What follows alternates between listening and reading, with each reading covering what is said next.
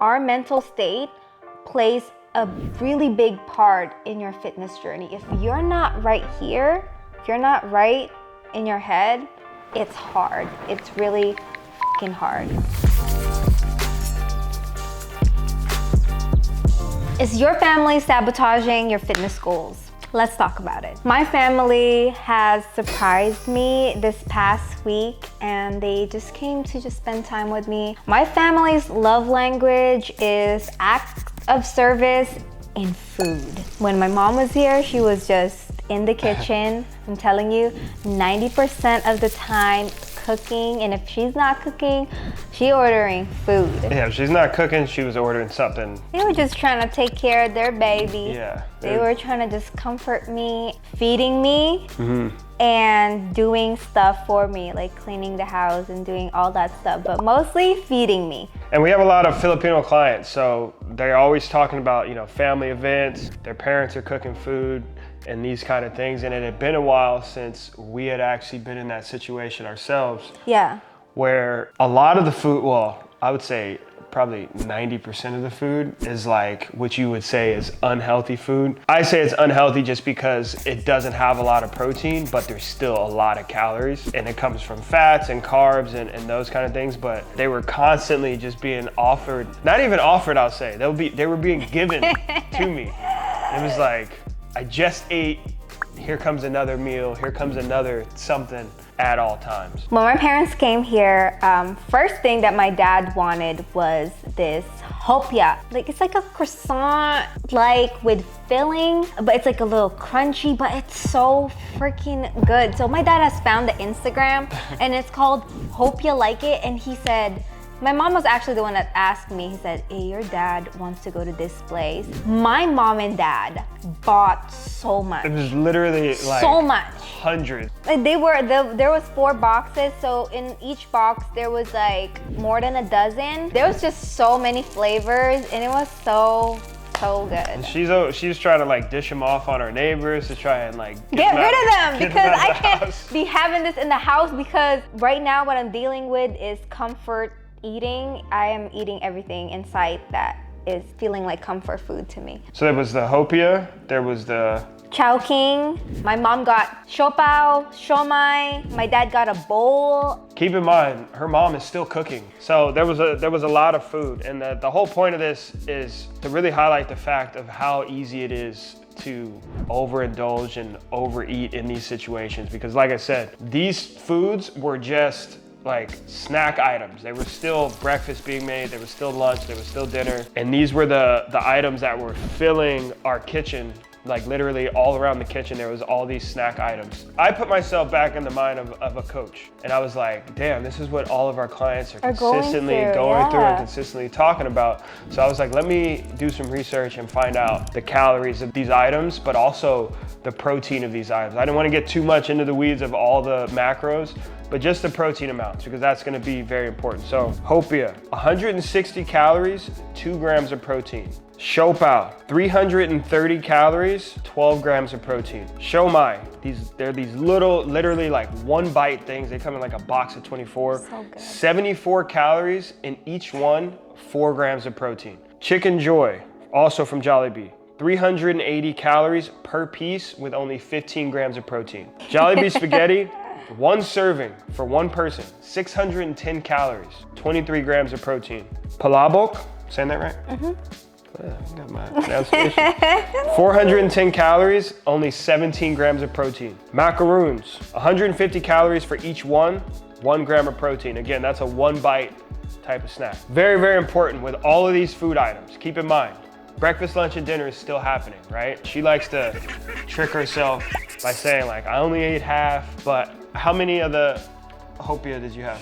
Okay, so I feel like I'm being interrogated. Not interrogated. No, this is more educational than anything. It's not bad. I mean, obviously you're in the situation you're in. It's not bad, but I'll highlight it at the end. How many hopia did you have? So the first day I had about 4 in total, because I feel like my mom, dad, and I were sitting in the car watching a movie, just eating the hopia while we were charging. So that was 4 while you were out? Yeah. You definitely had 2 more when you came back. Yeah. All right, so you had 6 hopia. Mm-hmm. 2 siopaos. 2 siopaos. I had 3 siomai, 2 chicken joy, half a spaghetti, 75% of the palabok, 1 macaron. I didn't have pandesal and the halo-halo because my mom and dad ate them. We went to Anajak. I had a pad thai. I had a drunken noodle a little bit, and then I had some curry lobster, had some fried chicken, some Sprite, a drink. Yeah, that stuff is fine though. lot. But I want to get into this stuff. These are the ones that are supposed to be snacking items, right? I just want to get the total calories here just so that I can emphasize it. Damn it, my parents only been here for a week. That equals a total calorie amount of 3,839 additional calories. On top of my breakfast. Breakfast, lunch, dinner, and then eating out. These foods didn't make you feel full, right? No. So when it comes to foods like this, like when there's not a lot of protein and it's very high in carbs and fats, it becomes very, very easy for you to overeat it because these foods are not filling. The things that make a food filling is the protein. Yeah, I was hungry like right away. Right, so it was very easy for you to scarf it down. If you take me, for example, the first time she introduced me to siopao and siomai, I would bring him like a bag of 6 siopaos. I easily crushed a whole box of siomai because they're literally like They're a so one tiny. bite. You just dip them in a little sauce and I could easily put down 4 to 5 siopaos without me feeling like guilty about it. After that, I'm ready for dinner. Like I'm still have a lot of room left to eat, but when it's calculated out for how many additional calories that is, that's thousands of calories that add up over time, and it's like, no wonder you can't stay within your goal. When it comes to like the Filipino culture and customs, it was very hard for me. Like I'm very, very good at being disciplined. I'm very good at delayed gratification, but her mom was on me. He was like, huh? It wasn't like she was asking, it was like the plate is made, and then instantly like I feel like a douche if I have to like be like, nah, I don't want that. It's like I saw you putting in the effort to cook it. I saw you plating it up and bring it over to me. So to say no now at this point makes me feel bad. But then there was other instances where it was like, all right, I'm gonna stand my ground. I heard that they were buying the siopao and the siomai, and I knew like, okay, if I have some, I'm not gonna be able to stop myself. So I was very loud in the kitchen, put my smoothie together so that I could say like, nah, no thanks, I just ate, right? So I made the whole smoothie, sat down, finished my smoothie. Literally the last sip I had, her mom was coming over with the siopao and a sauce. With a sauce packet. Didn't ask, no words were spoken. She just kind of handed it to me, and I was like, oh. Like I just ate, and then she kind of stood there, and then I accepted it. And I was like, I'm not gonna make her feel bad, but I'm gonna pretend to eat. I was pretending like it was too hot, and I knew we were going somewhere, so I figured like, if I could pretend long enough, we could run out of time, and then we leave. So I ended up just putting it back, and we left. She ended up eating it. But when it comes to, you know, if you're someone who's trying to lose weight, having to face these type of situations, it's very important that you have the knowledge what's in these foods, right? How many calories are in it? Because it's very easy to just mindlessly overeat in these situations thinking like, oh, well, I'll just get it back tomorrow. But in one day, you can easily have an additional thousands of calories and you can be good for the whole rest of the week. But that one day is gonna put you out of what would be a calorie deficit now on a weekly basis. You have to think about those things and do your research, but also you gotta set some boundaries when it comes to the family, right? So when I was younger, it was the same thing. My aunties, grandmas, they would like force feed you. They would make you finish the plate, feed you at any moment of the day, and they just wanna like offer you food every time, like even if you ate already. And the thing is, this is like not my mom and dad, but like my family back in the Philippines, they were the ones to like feed me and all that stuff. And of course, when I was younger, I was a chubby, cute little girl, and I was teased. I was teased growing up. I think that's when my body issues started to come up because I was called a pig by my aunties. I was called baboy. Baboy means pig in Tagalog. I was just compared to my sister because my sister was slim and she was light skinned, but I was just teased growing up. But I'm like, y'all are the one that's teasing me, but y'all are the one that fed me.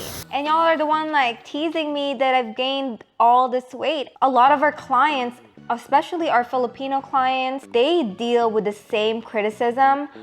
Their Filipino relatives are the one teasing them like, you gained some weight, maybe you should stop eating rice. I'm like, this is not the rice. And it's so toxic because like they would start saying, oh, you're eating too much. But then when you're on the skinny side, they would say, oh, you should eat more. Yeah, it's crazy. And the thing is, like, they would shame them. And then when you start doing better for yourself, you start eating healthy, setting these boundaries for yourself, they would all of a sudden say, oh, you're too good for us. Oh, you eating healthy? It's like, how do you win? Yeah, and that's why like our Filipino clients get so discouraged because of the people surrounding them. It's not just Filipinos either. It's our Mexican clients. We got clients from the South. It's the same thing. It's like a hospitality. If you come to my house, you're gonna eat. And when you're gonna eat, it's gonna be like a feast. I remember when we went to the Philippines in 2018. Oh my God, my grandma had, it was just me and him at my grandma's house. I was like, who is coming over here? It's like 7 in the morning. I know. She had like a whole spread yeah, of it was breakfast. A full spread. And I know she was trying to be nice in that situation. Yeah. And I think that's what the underlying theme is. But when someone is trying to be nice, but it's not in alignment with your goals and what you're trying to do, it's okay to set that boundary it's okay, for yourself. Yeah. So having these kind of conversations ahead of time can help you, stay more on track. I think I'm going through some depression and I'm pretty aware of it. And I am self-soothing, and that is okay.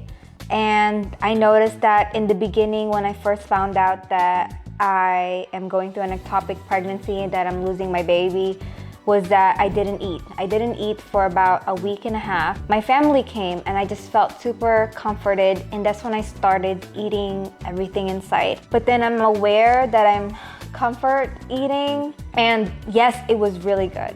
But I feel like shit, I'm getting migraines. But my body is telling me like, hey, this is not good for you. And I feel it. But the thing is, like, right now, I'm going through a rough patch. I'm ready to dial it back in because I really do not like how my body is feeling, how I'm getting these migraines all the time.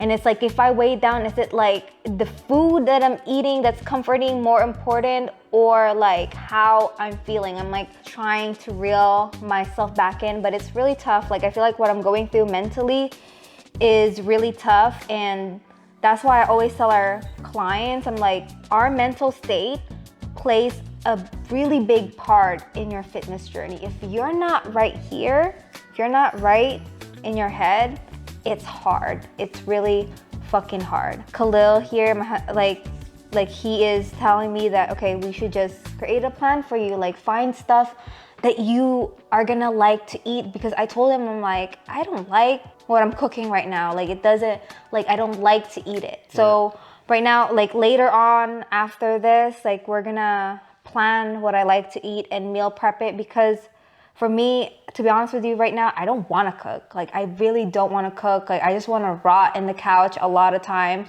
and that is not gonna work. It's a vicious cycle when it comes to that, because it's like, she's unhappy, so she's eating. But then because of what she's eating, she's feeling unhappy. And then it leads right back into her eating again. So it's this constant cycle of, it's a negative feedback loop is what it is. Get in my belly! This is someone who's aware of it. Some of you guys don't.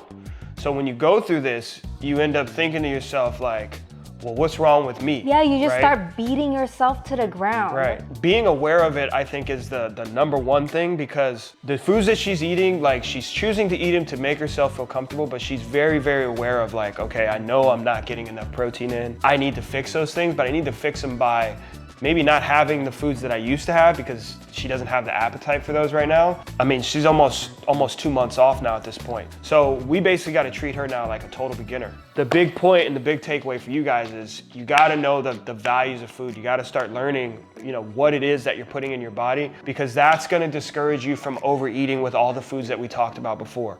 Like, people always say, I always got room for dessert. The reason why you always got room for dessert is because there's not a lot of protein in there, right? You can throw down the sugar and stuff, and it's not going to really make you feel full. So we're going to bring you guys into what it's going to look like, planning her meals, getting her back on schedule, even with switching up the foods.